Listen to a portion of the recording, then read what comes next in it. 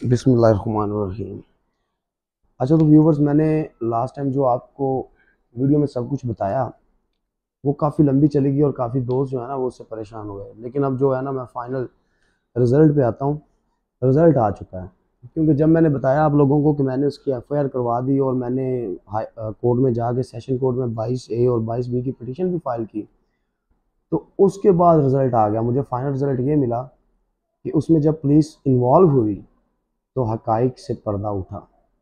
हकाइक से पर्दा उठा। कुछ मैटर्स और कुछ मामला ऐसे थे जिनमें मैं भी मतलब पूरी तरह से मुझे भी आगाही नहीं थी। लेकिन जब हमारी, क्योंकि पुलिस हमारी बहुत काबिल है, पुलिस हमारी बहुत काबिल है, हमारे बड़े बहुत बहुत काबिल हैं। जब वो इस चीज़ पे आएंगे तो इंशाल्लाह सारे मामला ठीक हो जाएंगे। उसी तरह फाइनली रिज़ल्ट ये निकला कि जिसको मैं चौधरी मानता रहा, चौधरी मानता रहा, करेक्टर में नाम दिया चौधरी।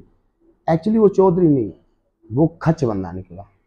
खच बंदा, उसे फर्स्ट ऑफ ऑल मैंने नाम उस दिन दिया भी था जब हमारी पंचायत हुई थी ना। पंचायत में दो मैंने लोगों को आपको बताया था कि एक था जिसको सिख का नाम दिया, ठीक है, और दूसरा जो था उसका नाम था राठौर।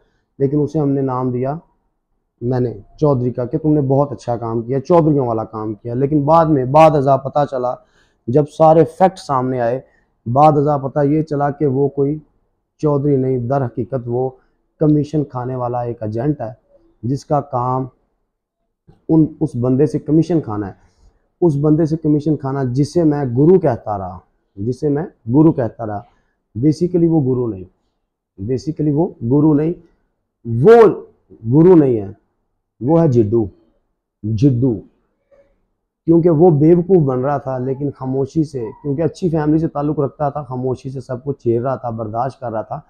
लेकिन दर हकीकत जो बंदा मेन बंदा था, ठीक है, जिसे मैंने जिड्डू कह दिया। जिड्डू पंजाबी ज़ुबान का लफ्ज़ है जिसको हम कहते हैं, अब कई लोगों को जिड्डू की समझ नहीं आएगी। जिड्डू किसे कहते हैं? जिड्डू पंजाबी ज़ुबान का लफ्ज़ है जिन्हों अकल मौत नहीं होंगी, जिन्हों अकल मौत नहीं होंगी उन्होंने उसी पंजाबी च जिड्डू कहीदा, ठीक है। तो उसे जिड्डू का नाम दिया। दर हकीकत वो जिड्डू जो है वो जिड्डू नहीं है। जो गुरु है, जिसको मैंने बोला था गुरु, जिसको मैंने गुरु बोला था वो जिड्डू है, और जिसको मैंने जिड्डू बोला था वो गुरु है। क्योंकि गुरु का खुद का ये काम नहीं है। उसके वाले साहब अल्लाह जन्नत नसीब करे, वफात पा गए, इस दुनिया से चले गए। अल्लाह पाक उनके दर्जात बुलंद करे। तो उनका ये अब अकेले का मसला नहीं रहा, ड्रग्स को डील करना, बेचना और उसे अपने सारे मामला चलाना, ये उसका अकेले का पैशन नहीं है, ये उनकी फैमिली का मिशन है। उनका एक ज़ाती कारोबार बन गया है। देखें, जो बंदा जूतियाँ सिलाई करता है, ठीक है, हम उसे बोलते हैं मोची।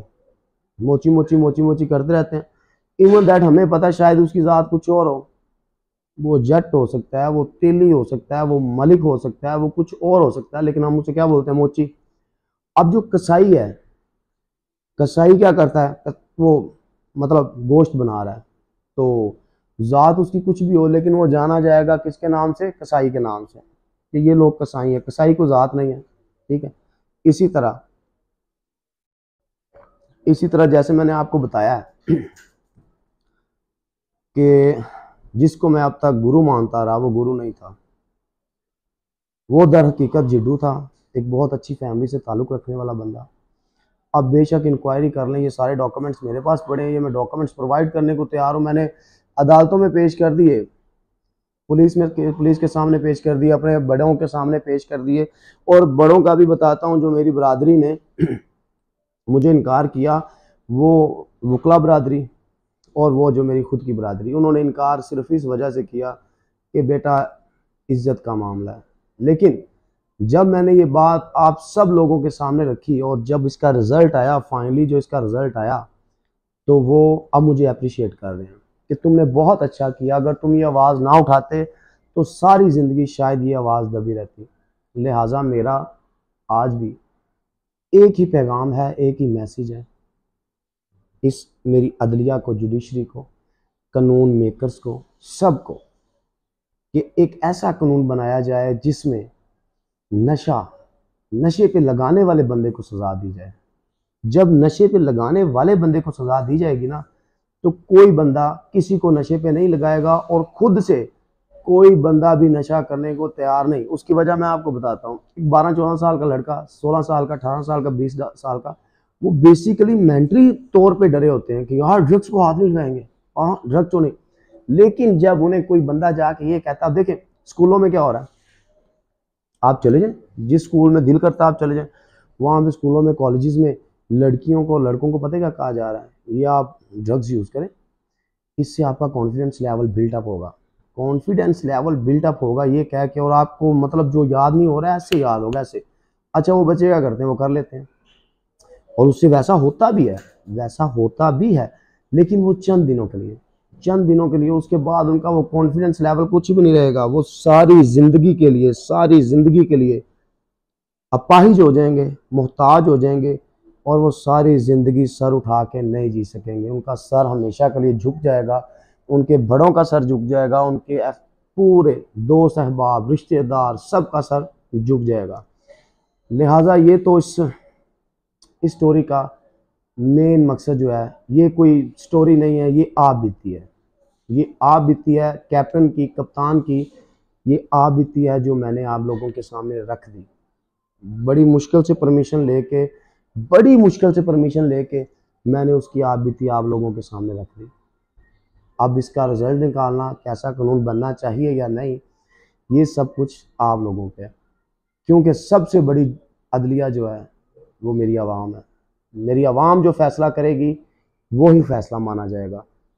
इस वीडियो के बाद मैं एक वीडियो और बनाऊंगा जिसमें मैं लास्ट टाइम जो मैंने एक एडवाइस की मियाँ साहब को, मियाँ शहबाज शरीफ साहब को और इमरान खान साहब को, तो शायद इस वक्त खान साहब की प्रोटेक्शन के लिए मैं भी वहाँ पे होता, लेकिन कुछ मजबूरी है जिसकी वजह से मैं अभी तक वहाँ पे नहीं पहुँच सका, यहीं पे हूँ। लेकिन इस वीडियो के बाद जो मेरी वीडियो आएगी इंशाल्लाह, उसमें मैं मियाँ साहब को बताऊँगा कि मियाँ साहब आप क्या कर रहे हैं, इससे बचें, इससे बचने के लिए आपको क्या करना चाहिए। अगर अमल उन्होंने खुद करना है या अल्लाह पाक की ज़ात ने करवाना है, अगर वो कर जाएंगे तो फ़ायदे में रहेंगे, अगर नहीं करेंगे तो बड़े मियाँ साहब की तरह ख्वार हो जाएंगे, जलीलो ख्वार हो जाएंगे।